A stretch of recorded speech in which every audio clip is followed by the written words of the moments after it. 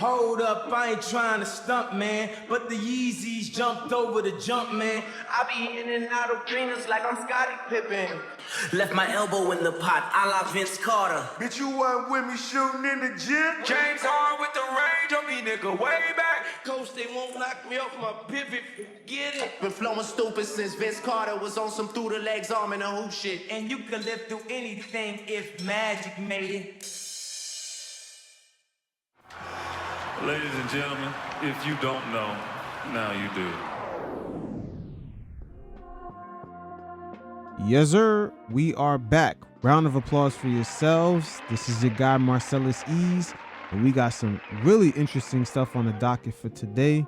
John Salley, former bad boy Piston, four-time champion, gave some great insight as to why LeBron James does not have more championship rings. And we'll touch base on the real thing that LeBron is the GOAT of. Also, the Luka trade took the NBA media by storm, but after the press conferences with him, as well as Nico Harrison, there were a lot of inconsistencies in regarding his contract extension. We'll touch base on some of the inner dynamics that are taking place in this trade, and we're gonna break it down slow. Hear from the new Mavericks CEO to the Mavericks owner, Patrick Dumont, all the way to Luka himself. And what's going on with the league and their marketing strategy for their younger players. A lot of guys do not want to take the mantle and be in the figurehead, especially for the American-born players, as it's causing a clash with the NBA media partners as they do not understand how to promote the international star to the American audience. And finally, we'll touch base on Netflix's new sports strategy, something that's completely polar opposite than ESPN. With many sports leagues heading into streaming, they may have to drop previous habits, as these giant tech companies have a complete different mindset due to all the leverage and power that they have. So in the never-ending GOAT conversation surrounding Mr. LeBron James and all this circular talk, which has been politicized through many generations of NBA players as well as fans. And in this segment right here, we're going to get a little bit more nuance into what exactly is LeBron James really the GOAT of. But first, we'll hear from four-time NBA champion John Salley as to why LeBron James really does not have more rings. And keep in mind, he's not just another old school legend that's talking shit.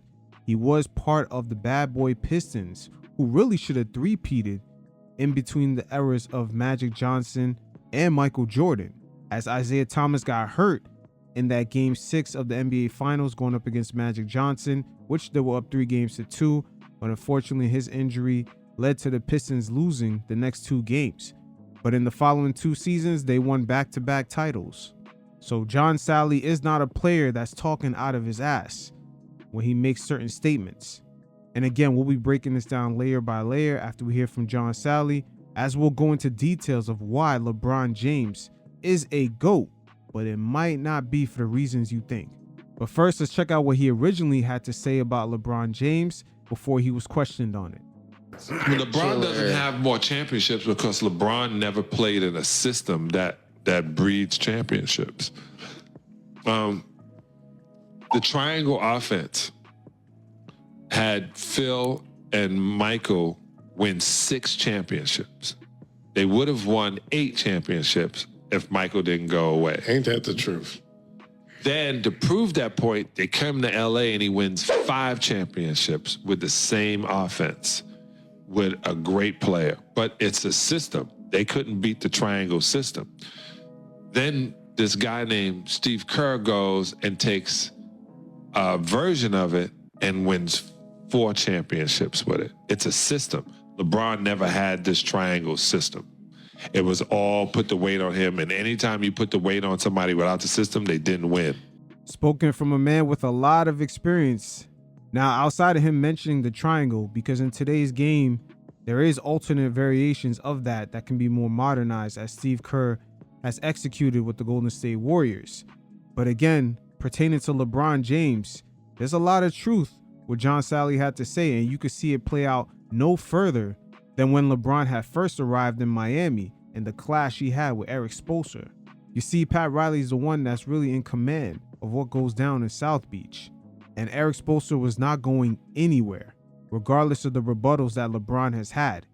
And throughout LeBron's tenure in the NBA, we've seen him get rid of a lot of coaches. David Blatt after making the finals in his first year in Cleveland, and even Frank Vogel after winning an NBA championship. And LeBron being locked into a system as he was in South Beach is really where we've seen him have his most success, even to this day. But your favorite shot jacker Gilbert Arenas and his crew had questioned John Salley in his statements. You guys check it out, and every once in a while, I'll check in.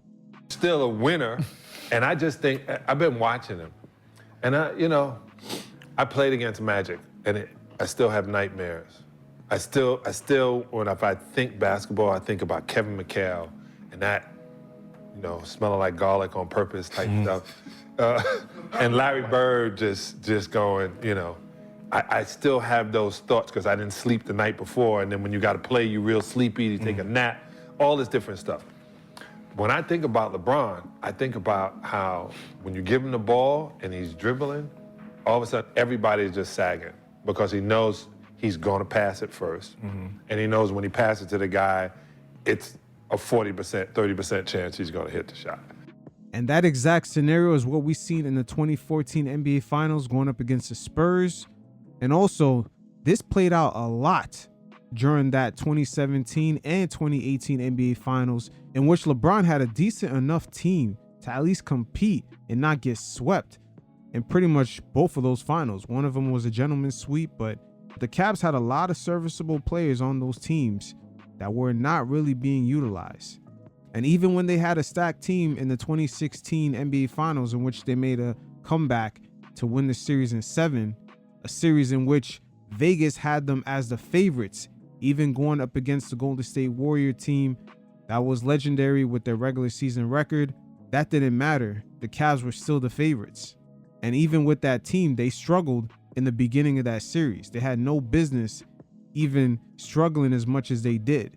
But again, that's what happens when LeBron really plays no different from when he first came into the league all the way up until now, where he handles the ball nonstop in the perimeter and he really just goes down the lane. Nowadays, he bulldozes guys, but he used to just be fast enough to go downhill and then he'll kick out to some shooters. In the triangle, LeBron passed that ball and run off second guard option. Now, you have to stay on LeBron. He just keeps opening, and then when they adjust, then he scores. Yep. When they adjust back, that guy scores. And you put in those positions to do it. It's to the next man. You help the next man, the next man. And that's what I meant by he didn't have a system. They even get down to the coaches where the coaches will go. Remember when Michael first time, they gave him the ball and Phil was like, my job was give Michael the ball and everybody get out of the way? Now that right there is what a lot of old school heads that love the NBA never tend to talk about. MJ used to play just like Russell Westbrook, where he was doing him and he was not utilizing his teammates. But after a certain time, Phil Jackson approached Michael Jordan after he let him cook for a little bit, and he told him if he wants to get up to the next level, he's gonna have to trust and utilize his teammates. So his scoring averages started to go down and the team began to have a lot more success. And after that, Jordan pretty much never looked back. But when you look at LeBron James, it's almost as if the polar opposite happened. The same way he played when he first came into the league, it kind of settled down a little bit when he went to Miami, but then when he went back to Cleveland and he had all that power and didn't have to be under Pat Riley, he went back into just operating in his own system. And that's why he still has the numbers that he has even at the age of 40, where he's averaging 20 plus with almost 8 assists and 8 rebounds, because he has the ball in his hands nonstop. That's why the list of players continue to grow who always had issues playing with him. D'Angelo Russell, Kyrie Irving, Jay Crowder, Rodney Hood, even Dwayne Wade in the first year in Miami had to admit that he had to take a step back and give LeBron the keys because it just wasn't going to work with him kind of still getting into his bag. And he kind of went through the same issue when he went to play with LeBron in Cleveland. We seen the fallout and Dwayne Wade was shipped right back to Miami. That's why he didn't beat us anymore, because we knew he couldn't push Joe Dumars. He was going to get smacked coming in the lane. We didn't care that the NBA had an agenda for the Messiah. We were the Romans.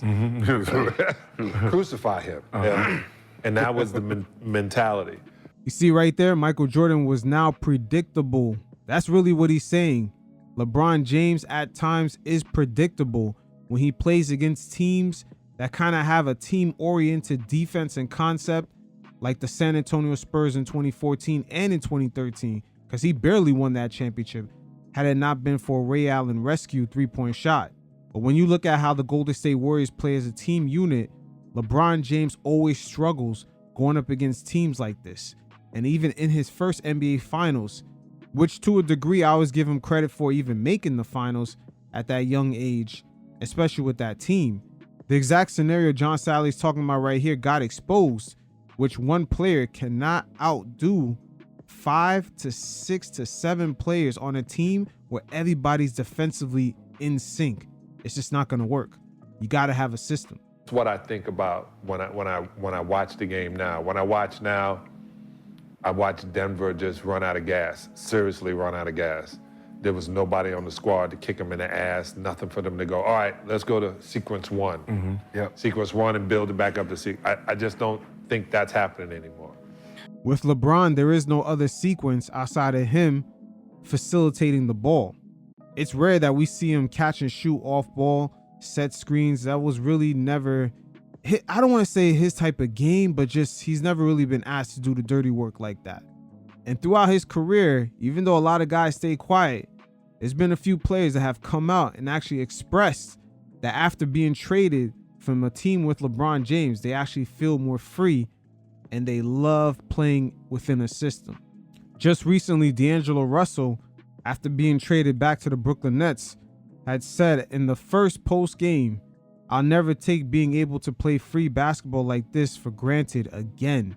Even Jay Crowder, after his first game playing for the Jazz, after being traded from the Cavs, he had a lot of interesting things to say in his post-game presser. Well, Jay, you said you were looking forward to this moment. It was God's plan. How do you describe your debut as a Jazz man? Unbelievable. These guys have welcomed me since I walked through the door. And playing on the court with them is very, very, very fun, man.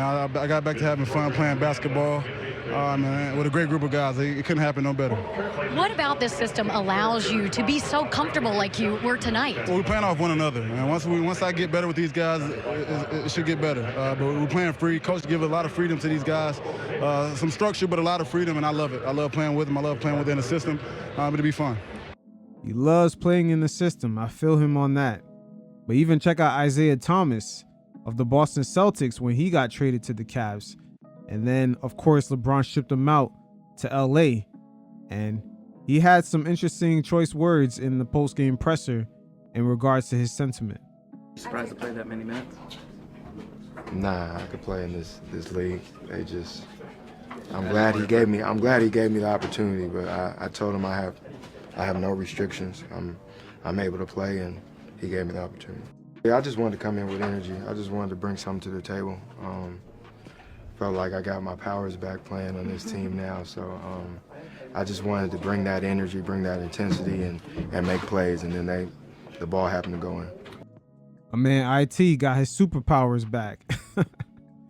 Very interesting. But again, we even seen a former MVP in Russell Westbrook be withered down to basically nothing. Almost his reputation just dragged through the mud playing alongside LeBron. So, you know, the growing narrative really started by Brian Windhorst saying that LeBron was an ideal person to play with. Like, people aspired to play alongside with him because it was so easy.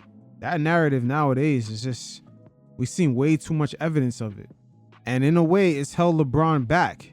He's almost the Anakin Skywalker of all the NBA legends. Definitely has all the raw talent, superpowers. Is that he just couldn't get over, I don't want to say himself, but and just self-inflicted wounds really prevented him from getting to his potential, which is multiple NBA championships. Shit, this guy possibly could have had 8 rings by now. Just imagine if he played for a coach like Popovich or even stayed in Miami. But LeBron is a player who loves to take control of his destiny. And that's why I say he is a GOAT, but it's not necessarily on the court, but in the game of life. You see, LeBron has shifted a lot of paradigms in the NBA. Even in the sports world, we're used to seeing athletes have crews and entourages, in which they don't really operate as an entity, as a business. But LeBron James has things almost set up in a way where his friends are almost as big as a mogul as he is. When you hear Rich Paul signs a certain client, it's a big deal. It gets a lot of media headlines. They don't even have to mention LeBron. Same thing for any venture that Maverick Carter is on. LeBron using that Jay-Z blueprint where you can have friends that stand next to you and be just as strong. In case one of you fall, you could be each other's crutches. And that mindset really started at a young age. LeBron has been on this path for a very long time. It's not just about making a ton of money and being successful. He's laying down the blueprint and actually has executed on how NBA players or just athletes in general should move while they're playing in these leagues. They should see themselves as an entity. And this paradigm shift has actually changed so much that now every player is taking control of their destiny. It's pretty much a norm in the NBA now that players are not necessarily going to stay loyal to a city until a franchise ships them off when they don't need them anymore. Now they're going to stay loyal to themselves and view themselves as a business entity. And LeBron James gave some great insight to this as he sat down with Travis Kelce and they had a conversation of how he dealt with so many sponsors and companies coming at him at a very young age. But peep the mindset that he had. Was it always Nike? Trav, no, it was not. It was not always Nike. It was Nike when I was a young kid, when I was a young lad. Obviously, you know, I've been in love with Michael Jordan my whole life. So, come on now. You know, I saw him, Penny Hardaway, you know, Ken Griffey Jr., Bo Jackson. Yeah. I watched all these unbelievable sports figures. So as a kid growing up, it was Nike. Once I got into the AAU program, started playing basketball, Adidas took us over, you know, and it became Adidas. It was Adidas like from 7th, 8th grade to pretty much my junior, senior year. They sponsored us every year. We played in all the Adidas tournaments, big time tournament in Vegas and all over the United States of America. So it was Adidas. And then my senior year, the process began. The recruitments, the Nikes came in, and Adidas was still there. Reebok came in, and won. You know, all these companies came in, and I took on 3 pitches. I did an Adidas pitch, I did a Reebok pitch, I did a Nike pitch. The best pitch that I got, where I thought I was going to end up, was actually Reebok at one point. Reebok. I went to their meeting. And I sat down across from their CEO and the guys that was running basketball. At the time, I don't know if you guys remember this, but Reebok had the NFL as well. Yes. Yeah, that's what it was when I first got into the league. Yeah, they had the NFL as well. So they knew my love. They knew my love for football as well. So they had all the NFL jerseys, all the Pro Bowl looking jerseys that was going to be the next year. And I'm sitting across from the table. I'm a senior in high school. I'm going back to class the next day. They flew me in. I'm going back to St. Vincent St. Mary the next day, my senior year.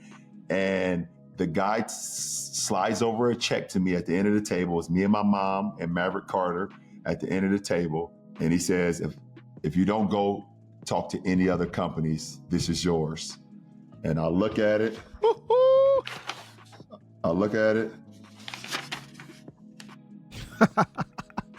You know, this sounds exactly like how NIL works today. A lot of these athletic companies are locking in players really early at a discounted rate.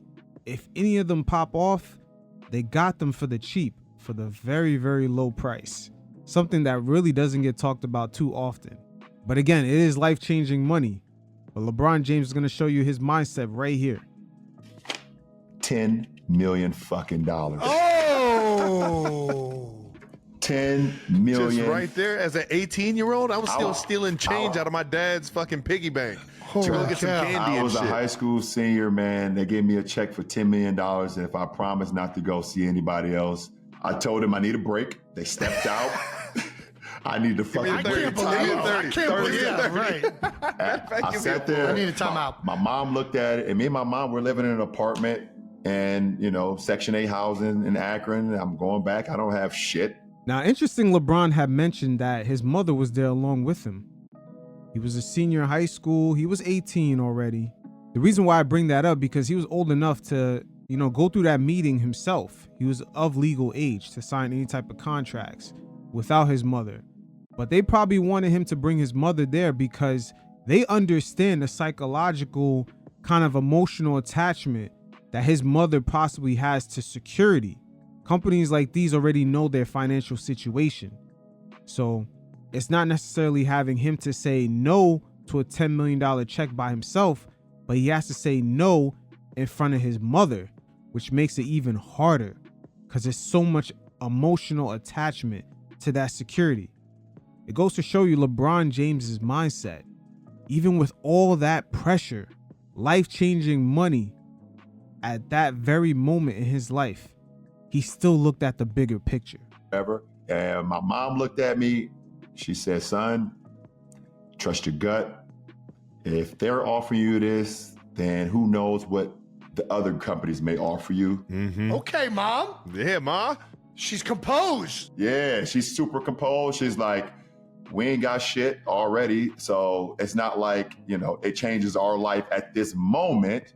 Yes, maybe in the future, but I want you to trust your gut and do what you think is right. That's awesome advice, man. So they came back in, boom. I said, thank you. I would definitely like to continue our conversation, but I would be remiss if I did not take those other pitches from the other companies. I may have cried on the way home because I had to leave that to me. You're questioning. Man, I hope I just made the right decision. I was like, I could have bought the building that me and my mom was living in with that goddamn money. What? Easily. You already know. LeBron James, I gotta say, he already saw himself as an entity. The fact that he had any reservations already, just seeing that $10 million check, he already had reservations because at the end of the day, from the moves we've seen him make, just putting Maverick Carter in position, putting Rich Paul at a learning position at Nike as soon as he got in there. See, he didn't just take an equity deal. He took a deal where his friends can get trained up on the business side of sports. And that's why they sit where they sit today. It's crazy to think at age 18, this guy already thought of himself as an entity. He just wasn't looking at basketball. And this is what makes LeBron James the GOAT. He's showing people who come from his circumstance, or they don't even have to come from his circumstance. He's just showing young people how to move in life. And that's what he's the GOAT of. Like I said before, he's kind of gotten rid of that athletes rolling around with the entourage. Now we see athletes kind of starting their own media companies. They view themselves as an entity. They're taking their training and the way they approach the game more serious. Dwayne Wade gave us insight on LeBron James' approach on the nutritional habits that he had in Miami. He was already preserving his body to make a long run. And now we see other players spending millions of dollars on themselves and their bodies to keep up the maintenance. That's why I say LeBron James is the GOAT outside of basketball. He's showing these guys how to move in life, how to invest in themselves, how to set things up in which we're even hearing Maverick Carter starting a international basketball league with sovereign money, possibly from the Middle East, and it doesn't sound crazy because he already put his friends in position. Never have we seen an NBA player, not even an athlete, move in ways like this before. Make no mistake about it, the NBA owners, they've noticed. LeBron James views himself as an entity. He understands that when he went back to Cleveland after leaving Miami, the net worth of that team jumped up by $500 million. So he was already up on game on how to leverage his presence in other ways to not only work in his advantage, but everyone around him. So to Mr. James, hey, we got to salute that. As the dust settles after this Luka Doncic trade, we begin to see a few things come into light. First of all, the press conference with Rob Pelinka and Luka Doncic did not add up to what Nico Harrison has said in his press conference. And second of all, we're hearing a lot of sort of defensive statements being made by the Mavericks front office people, the CEO, the owner, as well as Mark Cuban making certain statements. But we're going to break this down layer by layer, and I want to start off first with just setting the cultural tone of this new ownership in Dallas. A new identity has to be made. The Dumont family spent $3.5 billion on this franchise. and whatever cultural issues that have had existed before they arrived, especially with Mark Cuban. We've seen some of the lawsuits and how petty Luka got with upper management, even spilling over on court during the game when he had first arrived in Dallas. And first we'll hear from their brand new CEO, Rick Welts, as he spoke on setting the cultural tone. This is what I've done my whole life. So this is a perfect setup for me at this stage of my life to be able to come into an organization that has a wonderful history, has a hell of a basketball team, which I'm not used to when I first come to an organization, and have a hand in like crafting a future that Dallas Mavericks fans can be really excited about. This brand, the Mavericks, have been defined by Mark Cuban over the last 20 years. That's another challenge for this organization that I've said we have to redefine the Mavericks brand. It's no longer just Mark Cuban, and we need to really think about what we want the Mavericks to stand for and how we're gonna build everything we do to achieve that goal. So that's a work in progress. And it will be a work in progress. No billionaire wants to purchase a custom multi-million-dollar Bugatti, in this case, a multi-billion-dollar franchise, with the previous owner's name stitched into the seats. And with this Dallas Mavericks franchise, there was a lot of fingerprints left, with Luka being there, of just Mark Cuban's overall aura and whatever cultural issues existed before they took over. Again, one of the worst positions an NBA owner could be in is really being a minority owner of a team. You have no real power, no real say-so. And in this case, for the Dumont family, nothing is worse than spending $3.5 billion on a franchise with another man's fingerprints all over it. Just look at the sentiment of Mark Cuban when he had to sit down with Bill Gates and someone asked him about the trade. And so I wanted to start off with a question because you've been in, unique situations and maybe you can help. If after you left Microsoft, you found out that Steve Ballmer traded Windows 11, like the new hot operating system, for Windows 10, the Hall of Fame, but older upgrade. What would you do? The real question is, what will the Dumont family do after spending $3.5 billion and another man's blueprint was all over the franchise, and mainly a cultural cancer was left over in Luka, and that same cultural cancer had an incoming bill. You see, that Luka extension would have netted him over $70 million a year. And this is something that doesn't get talked about too much. How much would it cost the Dumont family to construct a roster around Luka every single season after that contract? We see the Phoenix Suns right now grappling through those same struggles, facing over $150 million luxury tax bill. That's the part that never gets talked about. Because even after the Anthony Davis trade, the Mavericks are already going to pay a pretty hefty luxury tax bill going forward. And that's without them giving Kyrie his extension and figuring out other players' contracts after they get off their rookie scale deals. So you can only imagine if Luka was still on the roster with that extension. They could have been looking at the same limitations that the Phoenix Suns is going through with a brand new owner that got a little bit too happy and just taking on large contracts. And make no mistake about it, the business side of it is really important, because even in this trade, the Mavericks gave up being relevant for the next 10 years with Luka. What's the worth of something like that? Just being relevant in the league, going into playoff series year after year. All this is happening in a time where the league is going through a transition into streaming. The Mavs themselves had to find alternative ways to broadcast the local game within their own market. So having Luka around was worth it. Just look at the boost the relevancy gave the Lakers by just trading for Luka. That whole LA market and economy. Things are looking up the next 10 years. But again, we're going to break this down layer by layer as Dwayne Wade gave some good insight to how this trade overall affects the whole league. So I look at obviously I've been a player.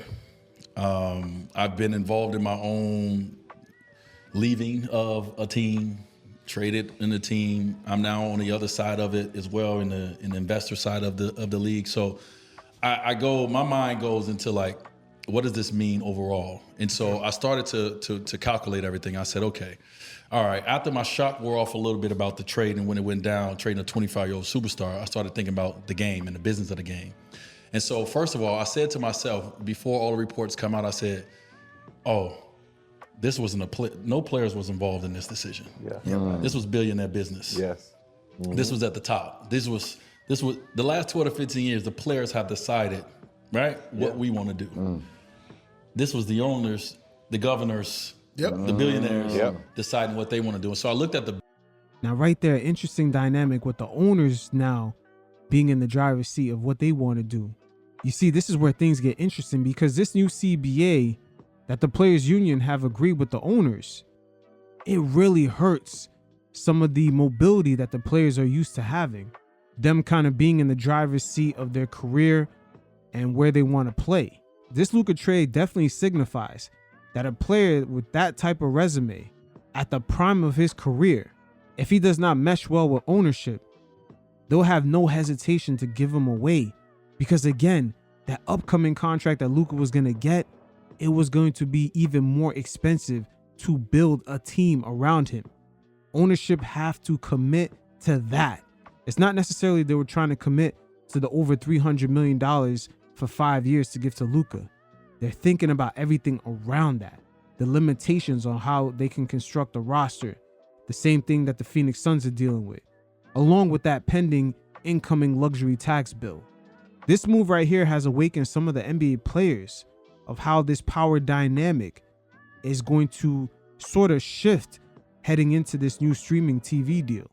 It would be crazy to think that the league is entering into a $76 billion deal, leaving things up to the players to have complete control of the power dynamic.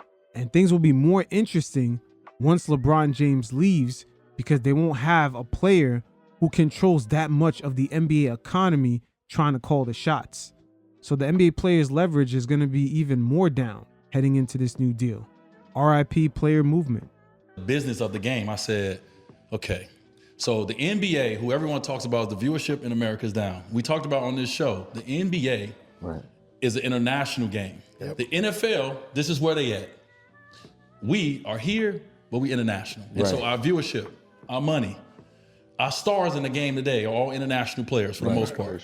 So now you look at it and you say, okay, one of the biggest international stars now at 25 years old, gets traded to the Los Angeles Lakers. The biggest market in the world for sports is the Lakers.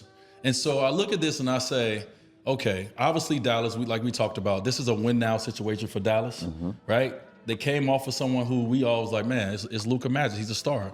But how they feel they want to win a championship, they didn't feel that at this time in his career that he can do that with a win now team. Right? They want a win now mentality. And so I looked at it, I said, this is amazing from the standpoint of the business of the game. Luka is now, he was number 6 in jersey sales, right? Coming in Dallas. Luka now shoots number 1 in jersey sales with the Lakers. For sure. Now the international market. Think about it. We just signed a new TV deal. A couple, 25 billion. Let's just throw that out there. All right, $25 billion TV deal. So now internationally, you got the top international player in LA. So the viewership, the ticket sales, everybody, Europe, Spain, they all coming into LA. We know how this. So I'm looking at the business and I'm like, woo, you see all that equity that the Mavericks had gave up? Luka gave him all that relevancy. And even though him on the Lakers could possibly produce the number 1 best-selling jersey, number 6 is nothing to scoff at. And when it comes to streaming, things could get filmed from anywhere. And Texas is no stranger to that. Look at the Jake Paul and Mike Tyson fight. That was a global stream. Again, right here, just seeing all the money that was passed up by the Mavs by just shipping him out. It's not far-fetched to say there was definitely a cultural issue going down there in Dallas. Yo, hold up. This was an amazing business decision by billionaires. For sure. To say, this is what I want for now, and this is what we need as a league. You get 10 years of Luka being the face of the Lakers, but you also get to put him with LeBron James, who, let's say he can play as long as he wants, but you get to put him with the guy who's been the face of the league, who can show him how to be the face of the league, and also too, who can show him how to take care of himself the way he needs to take care of himself. That is the best example you can have. Yeah. You put him with the Lakers, you put him with LeBron, go learn, because we need you to be the face of this league. Because this is a business, and this is about bread too. And so I looked at the business side, I was like, this is genius. Yeah, no doubt. No doubt. And That's where my mind went. I went business. I'm like, forget this. No I know the doubt. emotions of the players and the trades and all this, but I'm like, let's look at this in its entire, like, look at this overall and just see how the market has shifted and changed to where now you put the number, I don't know the numbers, but you put one of the top players in the national, in the biggest market in the game, and now you put them with the biggest player in the game to not only play with them and set, number one jersey sale, they're gonna do their thing, but also too, you set them up, you set the league up for the next 10 years, having a face in your top market. And we can already see the impact with the NBA taking over just the overall news cycle during the NFL media week for their Super Bowl. That week was jam-packed. I mean, the NBA just completely took over. We have not seen that in years. It was Grammy week. The WWE had the Royal Rumble. There was so many events going on at the same time. You had Kendrick Lamar, Drake, hip-hop kind of beef winding down at the Super Bowl halftime show. The NBA took over all those talks. It's crazy to think that this is coming off of the last 2 months of Adam Silver going on press runs, defending the league about all the three-point shooting and just answering questions about all the low ratings. That's how powerful this trade has been. And it makes you wonder why the Mavs would give up all that equity. It's not just about the player and the on-court performance, but the new owner, Patrick Dumont, spoke on Luka on his way out, almost sort of kicking him in his back, not understanding that the fan base has a symbiotic love relationship. Luka has been marketed as a Mavs player. It's almost like Jordan in the number 23. Even though he played for the Washington Wizards, people instantly think of him in a Bulls jersey. The same subconscious thought happens for Luka. Once he's mentioned, number 11 in a Mavs jersey is what people think of. And with all the love Dallas has for him, Patrick Dumont got to understand there's no reason to kick him in the back on his way out. If you look at the greats in the league, the people you and I grew up with, Jordan, Bird, Kobe, Shaq, they work really hard every day with a singular focus to win. And if you don't have that, it doesn't work. You shouldn't be a part of the Dallas Mavericks. Again, Patrick Dumont mentioning hard work and you shouldn't be part of the Dallas Mavericks. No need to kick the man in his back on the way out. We understand that there's more than likely a cultural issue, but the city has way too much love for him. How you get marketed in the league on your way in is how people more than likely remember you on your way out, even if it doesn't correlate. Look at Zion Williams. His performance on the court has not matched up to the way he was marketed coming into the league. But when people mention his name, they still think of him as a number one pick, as a top player. Shit, it's been 6 years and we really haven't seen it. The same thing here goes for Luka and the number 11 jersey in Dallas. And this is where all the inconsistencies of this whole trade scenario come in. It's during the post-trade Nico Harrison and Luka Doncic press conferences. They gave two different versions of how communication kind of broke down, and it really started with Nico Harrison mentioning Luka's extension. And even though the Mavericks had their introductory press conferences before the Lakers did, Luka was in prime position to confirm what Nico had said. You guys check it out, and every once in a while, I'll check in. Luka, Brad Townsend, Dallas Morning News. So you wrote a Dear Dallas letter to fans. It was, very heartfelt, and you talked a little bit about, your shock. How are your feelings toward the upper levels of the organization, Nico in particular, or the decision to trade you? Well, that's their decision, so I have no comment on that. They made the decision. I don't know why. But that's their decision, so I can't do nothing about it. And then one of the reasons that was given was that there was concern that, beyond this summer, or that there's a chance you might not agree to the Supermax extension. Did you or anyone on your inner circle indicate that might be the case? Absolutely not. And the second part of that question right there negated what Nico Harrison has said when it came to Luka's extension. He mentioned that it's going to be a tumultuous summer. Let's check it out. At this point in his career, especially without asking out, what got you guys to the point where you felt like moving on from Luka was in the best interest of the franchise? Yeah, I think it wasn't really like a point. I think it was like, how do we make our team better? There's some unique things about his contract that we had to pay attention to. There's other teams that were loading up, that he was going to be able to decide make his own decision at some point of whether he wants to be here or not, whether we want to supermax him or not, or whether he wants to opt out. So I think we had to take all that into consideration and feel like we got out in front of what could have been a tumultuous summer. Now, right there, he's implying that Luka's contract extension is left up to Luka, and they were in a position of not knowing what he was going to do.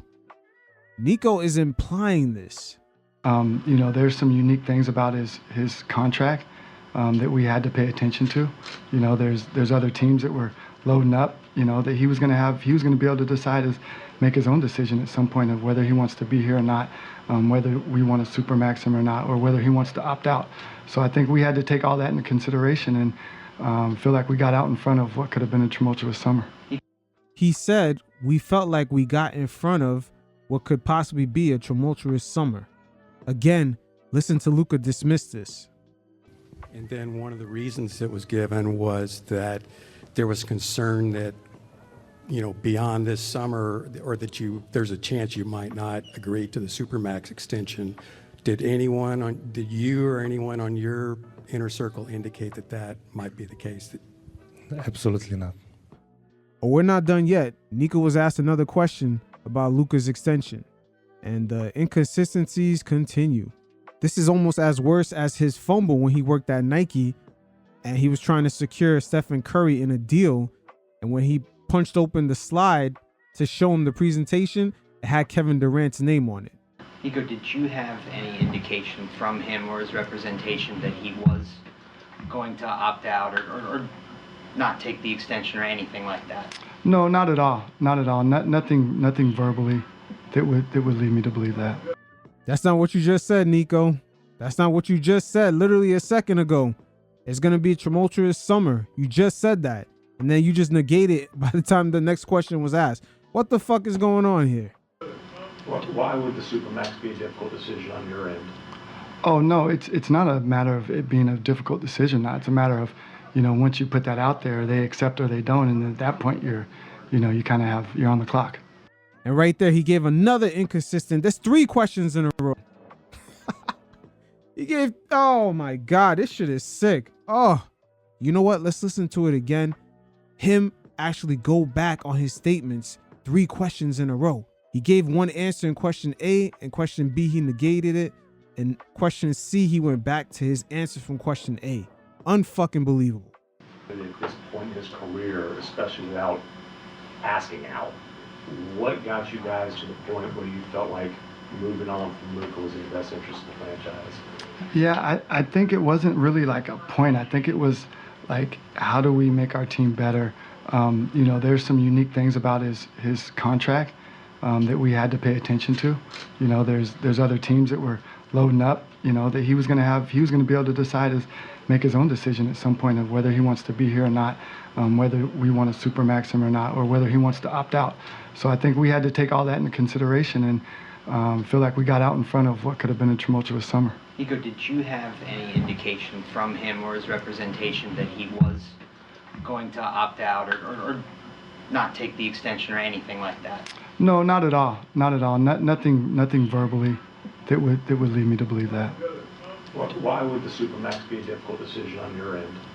Oh, no, it's not a matter of it being a difficult decision. No, it's a matter of, once you put that out there, they accept or they don't, and at that point you're on the clock. Sheesh. Just say you guys didn't want to supermax him. That's all it is. Just say that. You thought it would be expensive. Your owner was not as comfortable paying the luxury tax while building a team around Luka with his work ethic. It was bothering you guys, and you just wasn't comfortable with that. Instead of all this tap dancing around, oh, we offered him the supermax. It was up to him. Then it could be a tumultuous summer. And then, oh, no, we weren't bothered by contract negotiations with Luka. and then you're going to say, oh, we're in a waiting period. It is what it is. There seems to be a cultural issue. There's no way in hell Luka would have rejected that Supermax, because him going out to LA or just him being traded, he lost out on over $100 million, and he has to pay high taxes in LA. So there was too much of a benefit for him to stay with the Mavericks. But we'll see how this plays out. The new owners spent about $3.5 billion on the Mavericks. Mark Cuban finalized the sale this past November, and the owners probably smelled a hint of too much of his fingerprints within the building. And Luka was the last signifier of that. And they've shown that they're not scared to try to establish their culture, even if it comes with a lot of backlash. Now, the NBA is at a very interesting, unique space and time right now where they're going through a transition, while at the same time tweaking with the NBA product to make it interesting enough for new fans as well as old to keep them satisfied. But the more they modernize the game, it makes it very appealing on an international level, and it also allows for international players to flourish. But at the same time, the game has always been marketed with a little bit American swag. And that's a big issue the league is facing. You see, Adam Silver, he always mentions international soccer, leagues like the English Premiership. But one thing that's the main difference is that the English Premiership's audience is used to international players sort of being the face of their league. Guys from Argentina, Brazil, Portugal, like Cristiano Ronaldo, and even French players. But the NBA, on the other hand, has always had an issue marketing the international star to the American audience, who's really used to the NBA having an American-born player as the figurehead of the league. Call it what you want, American exceptionalism, it is what it is. And it's so embedded into the NBA that even if you look at their drafts, particularly the ones that took place in the early 90s and even the 80s, when they had drafted Sabonis to the Portland Trail Blazers, there was an elderly lady that had the most disgust in her face that a European player actually got drafted. That's how embedded it is that the NBA game is always represented mostly American-born players. And the NBA present day is going to have to work real diligently with their media partners on how to market the international stars and make the American audience care about it, because the American audience is always dictated what's quote unquote at the forefront of things, and the rest of the world tends to follow. And there's so many forces here at play, because you have stars like Ja Morant, Zion Williams not quite working out as well. They had a lot of false starts to their careers. And even Anthony Edwards, at times, he's too up and down, but the media loves him at the end of the day. It's players like him, Tyler Hero. They understand how to market the game around those kind of players, but they just need the skill set and the winning to match. But the league is struggling to pass the baton to their younger players because it seems like they don't want it. Let's check out what Anthony Edwards had said when they asked him about being the face of the league. Question right here. Do you consider yourself the top candidate to be the next face of the league? No, not really. Why? That's what they got. That's what they got Wemby for. Now Edwards understands what really comes with that. Even though all the clout and money, at the same time, it's going to be a toned down version of himself. He's going to have to watch what he says, all that cursing during those post-game interviews. They're going to have to tamper him down a little bit. And I don't think Edwards really wants that smoke. And plus, he loves the Instagram thotties. He's not going to want to let go of that quite yet. But again, the media loves him. And we all cannot cap here. The media really understands how to market the game off the quote-unquote Black American swag. The NBA product overall has been adapted here in the United States from the quote-unquote Black American style. And even Giannis had made mention of this when they asked him a few years ago about being the face of the league. Let's check it out. Lately, people have told me, the closest people, you know, my family, my girlfriend, my mom, my brothers, people say that I cannot be the face of the league because I'm not American. I don't have the American culture in me. I sat back and thought about that. Should I have a little bit more American swag? Should I come with a suit to the game? Should I be more Americanized?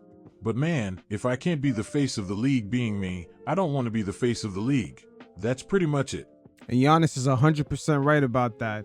Notice how he says, should I be more Americanized? What does he really mean by that? See, once again, quote unquote, the league has been marketed and promoted, and I would say the past 30 years with the quote unquote Black American swag. That's really what he means right there. He's a brother, but he's from another country and he's from another culture. He's Greek. He does not have that Black American swag. And that's really what the media understands how to market the game around. And it's just not the style of the brothers. It's also just the style of the American-born player. You could look at guys like Tyler Hero. If he had the same talent level as Anthony Edwards, they'll be marketing the game around him. But when it comes to guys like Luka and Wemby, they don't necessarily have the cultural cachet, regardless of their skin color or quote-unquote race. It's a cultural thing. The American audience is used to being marketed the game by a quote-unquote American-born player. And that's going to be the struggle that the league is going to have along with their media partners in promoting the game. And Stephen A. Smith at ESPN kind of alluded to this. You guys check it out. My personal opinion is I don't believe an international player can be the face of the NBA. I know they're global iconic figures. Their popularity extends globally. But the NBA is an American-born sport.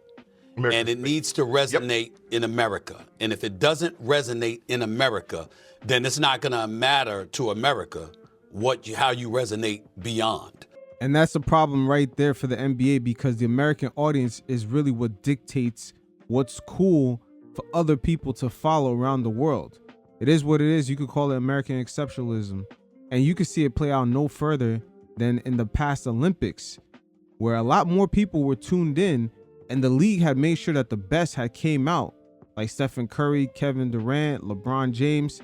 The best of the best was out there on the court. And that's because the growing narrative of the international players kind of coming close to what the Americans can do on the court, that narrative was getting bigger and bigger, and it was actually put to the test in this year's Olympics. And make no mistake about it, that American exceptionalism shows up a lot when the Olympics are on.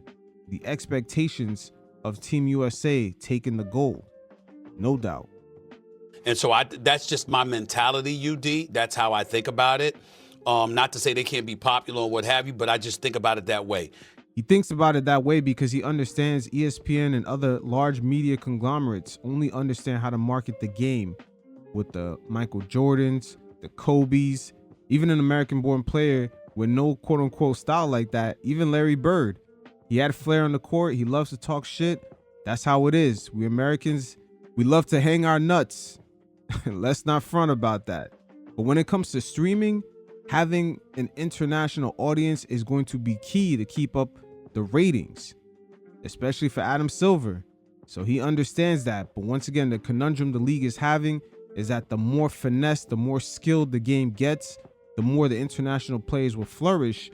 But yet the league and the media partners do not know how to market the game around those players. It's really only been proven to be marketed well under the quote-unquote Black American or American swag. And this has been an ongoing issue for the NBA since the early 90s, when Hakeem Olajuwon was clearly the best player in the league, but yet they had no idea how to market him, especially when Michael Jordan had first left. And we could see it play out with Giannis, Embiid, and plenty of others. Even Luka and Wemby, in a way, with their early dominance in the league, we haven't seen the same marketing on the level of Michael Jordan and Kobe Bryant.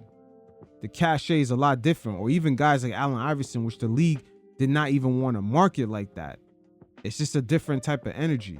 And the coolness of the American-born players, particularly the brothers, is what really has been proven to work for the league as far as marketing it. You look at guys like Ja Morant and the energy he brought, especially gaining the youth. And when I say youth, I mean kids that are from 9, 10, 11, 12, all the way up until, I would say, 18 or 21. They were very attracted to the swagger and just the overall on-court presence of Ja Morant. And it was very organic, especially on social media. The international players do not necessarily have that. They're more professionalized at a very young age, and they haven't really been brought up in that type of ecosystem. The American-born players coming through the amateur circuits here in the States, they go through the NIL programs. There's a lot of marketing. There's a lot of highlight reels.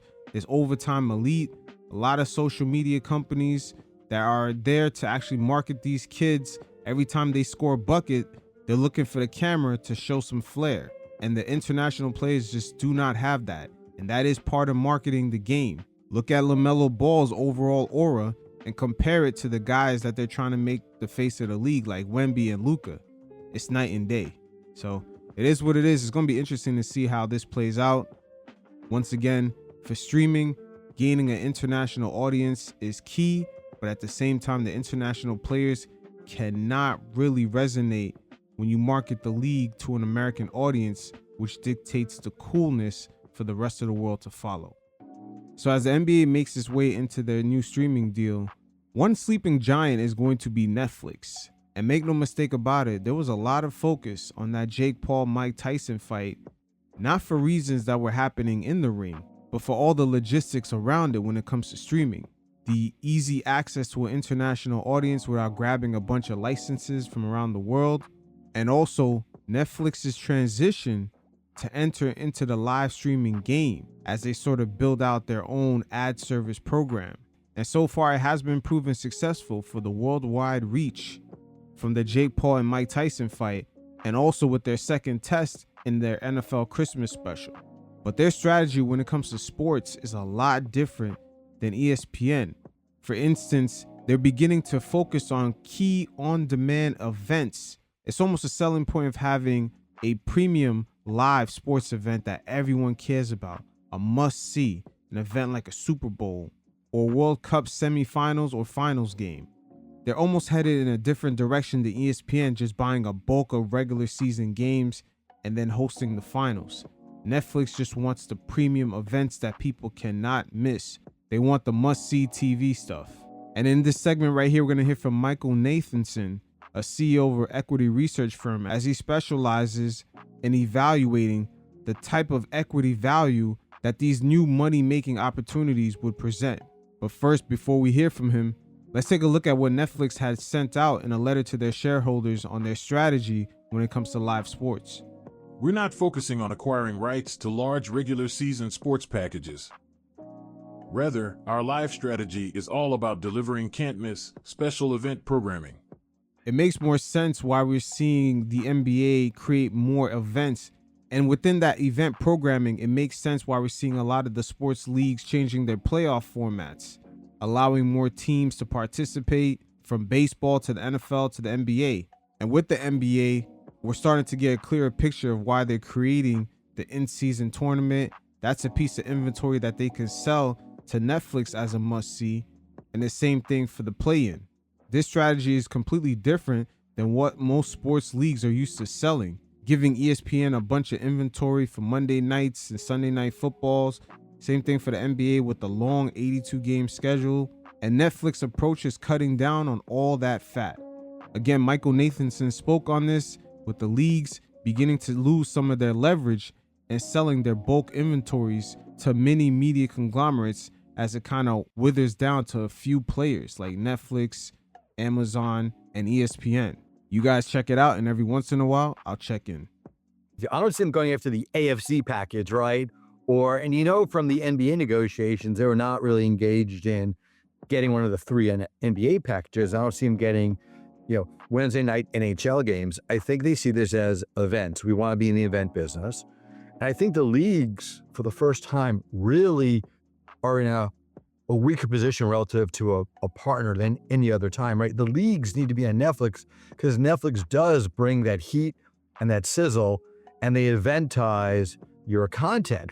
So if I'm in the NFL, I'm like, hey, this is a great way to promote the NFL on Netflix. It may not be the moneymaker that Fox or the CBS contract is, but I think this is a more even relationship vis-a-vis a licensor than any other thing I've ever seen before, right? Because Netflix doesn't need sports to keep going. They don't need sports, right? They need to keep innovating and delivering great entertainment content with a little bit of sport, but they can make their own sports as they do with, the fight with Tyson. That was just an idea that they decided to turn on.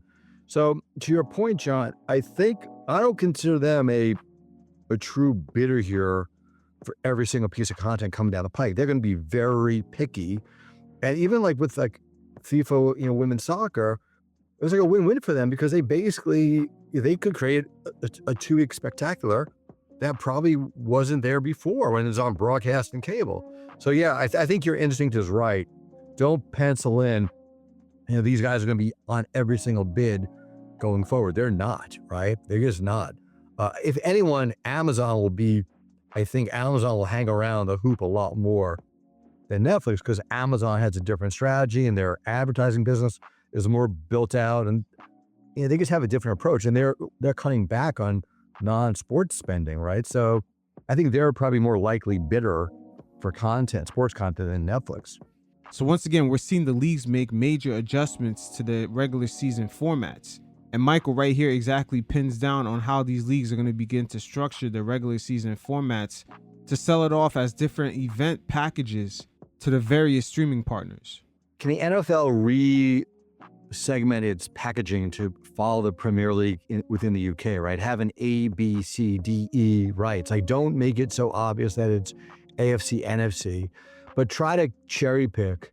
You get opening day, you get Black Friday, you get Christmas, you get 2 wildcard games. Like, basically come up with a package where you basically try to get a Netflix or an Amazon to pay up for something that's really special and very eventized, right? It's not going to be, the Browns, no offense to Browns, or the Giant game in November. It's going to be, these are the most high-profile events we have at Super Bowl, and we want you to be our partner to kind of launch our business.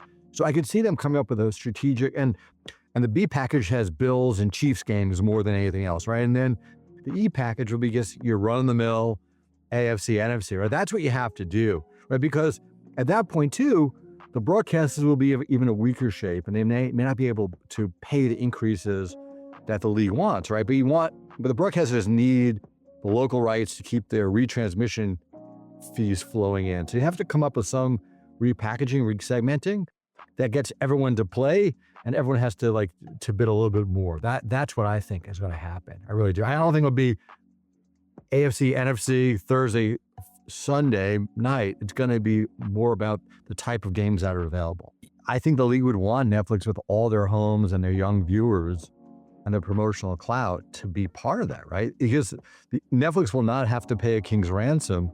Oh, it's true. And by the way, what's Apple going to do here, right? So Apple has done MLS, but they've sat out a lot of these big opportunities, and they're the real wild card, right? So maybe in 3 or 4 years' time, they'll have a better sense of what Apple does. But up to here, Apple's not been a realistic bidder for these packages. It's just, it's just hard. This is the challenge of the industry, is that by the time you get to number 5, number 6, number 7 streaming, you just don't have the scale in the market to compete, right? It's like, you think about broadcast, you had 3 or 4 broadcast nets.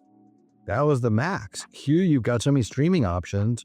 That's where you need to consolidate. It'd be Netflix, Amazon, Disney, and some combination of Peacock, Paramount, and Max, right? To get 4 or 5 players, then the market becomes a lot healthier. Netflix has shown how healthy their business is. The others need to consolidate and get scale to create a business here that works. It's crazy because the more that the streamers consolidate, the less partners there are going to be to bid on the NBA, NFL, and other sports leagues. So you wonder if their rights are going to keep going up and up and up, similar to the way ESPN keeps paying more and more and more and more. And even that model, in a way, is going to get very difficult for ESPN when they launch their own app to keep justifying paying higher and higher rights fees. Once again, when it comes to streaming, Netflix is the only one proven to be profitable. Everyone else is pretty much on the outside looking in. But Michael right here gives an interesting perspective on ESPN and that exact approach. The economics of PTV finally caught up with them, right? And the reality is the cost of their sports rights kept going up. We had thought, if you asked me 5 years ago when I covered it, that they would be more conservative in bidding for rights, that they would see the top line challenges ahead and that they would start hitting the brakes on rights. And if anything, yes, I know they'll tell me that they've not renewed certain rights, they've been good about it, but just the big ticket items kept going up. And that's what actually, is the collapse of the profit pools from 5-10 years ago. It wasn't inevitable, but that's where it's ended up right now. And you can see the beginnings of just that ESPN mega conglomerate, things are starting to buckle from the ground up because they're in a fight right now to even keep Major League Baseball. They're considering opting out of those deals, and them entering streaming in 2025 once they launch their app. That is going to be very difficult because sports fans could check out of that anytime. Let's say if they only watch the NFL, they could pay a monthly subscription, but once the season's over, they can just cancel that and then start it back up once the season begins back in the fall. Under the cable bundle before, that was not possible, so they continued to collect those revenues throughout the years.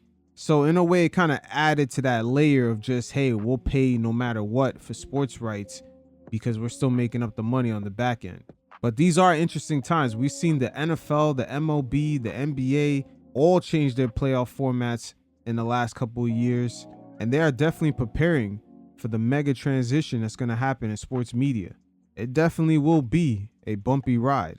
So that's all I have for today. You guys definitely hit up the description and the link below. Hit up the mailbag with any questions you have. Also check out the game film. We got some great breakdowns. And until next time, you fellas stay safe. Peace.